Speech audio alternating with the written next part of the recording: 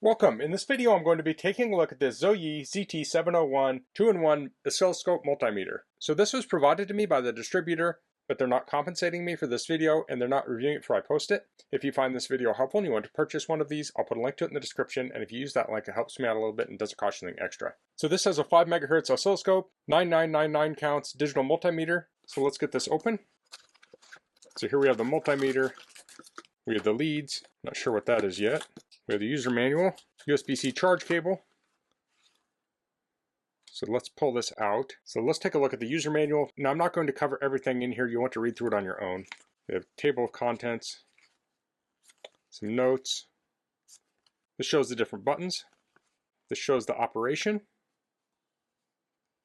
button descriptions, menu interface, and this looks like it shows how to use the different functions.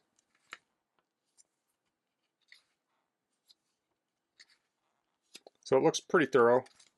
When I pulled this out, I wasn't sure what this was. It looks like a little stand. It has some 3M tape on the back. Charge cable is USB-A to USB-C. And the leads, they say they're Cat 2 1000 volts or Cat 3 600 volts. So we can pull these off here to expose more of the lead.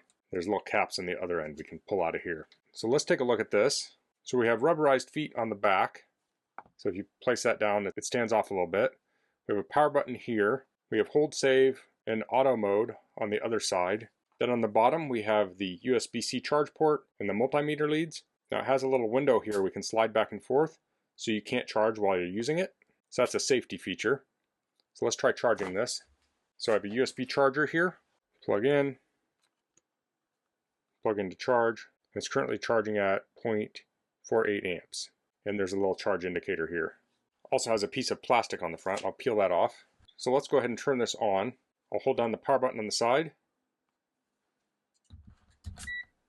And now the oscilloscope is on. So it looks like we have a mode button on the side. Let's hold that down. Okay, so holding it down goes into the multimeter mode. So I'll plug the leads in here. Switch the little port. So black will go into COM and red will go into input. Now I haven't read the full manual yet, so I'm kind of winging this. So I have a battery here, and we'll touch to it. And we got 9.25 volts. I'm going to pull these off of here. And I'll measure some AC. Now if you don't know how to do this properly, you need to learn that first. So I want to go into AC mode.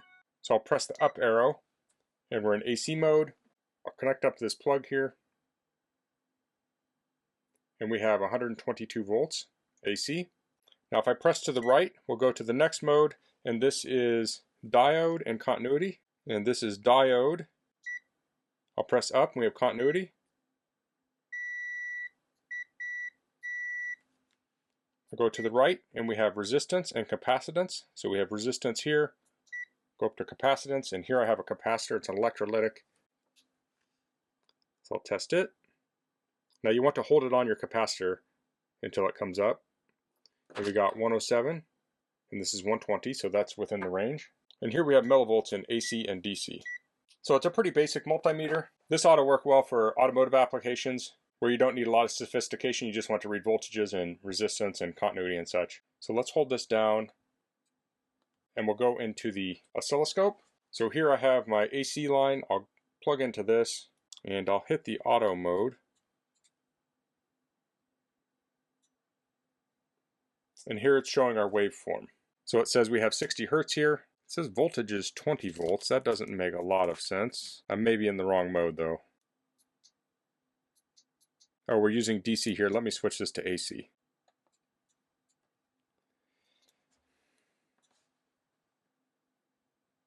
Okay, so let's hit menu here. We'll go to move.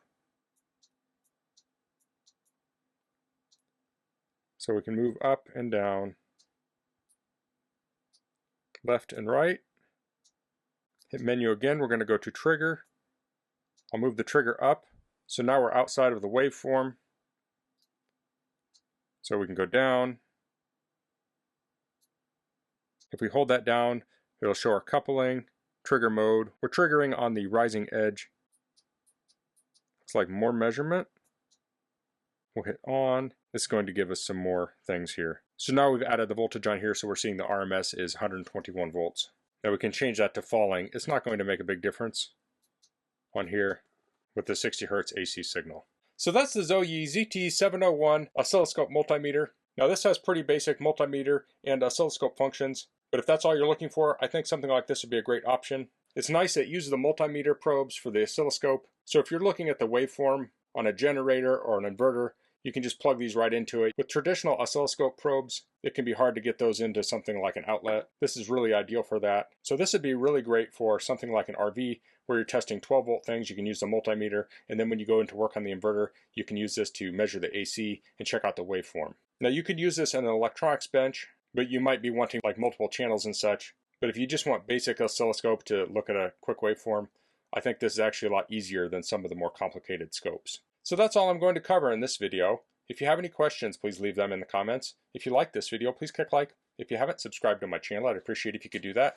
And thanks for watching. Until next time, goodbye.